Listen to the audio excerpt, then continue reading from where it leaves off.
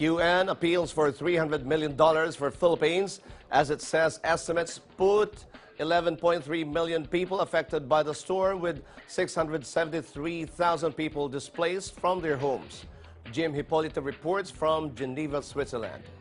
The United Nations is appealing for $300 million to help typhoon-ravaged Philippines.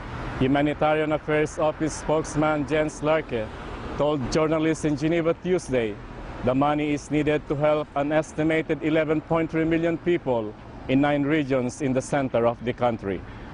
This action plan asks for $301 million.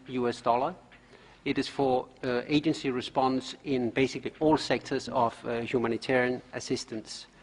The figures now is that we estimate, or rather the government estimate, and we are reflecting that figure, that 11.3 million people have been affected by the typhoon in 9 regions across central Philippines.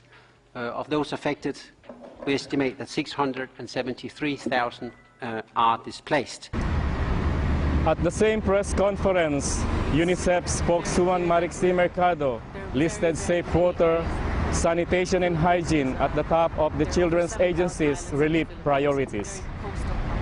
Our priorities for the response will be water, sanitation, hygiene, nutrition, health, protection, and education. The priority is to establish temporary medical centers as health needs are significant. As you can imagine, there are people who sustained injuries, trauma, but also there are people with irregular health needs. And just to give you an example, it's expected that 12,000 babies will be born in the next month in the affected area.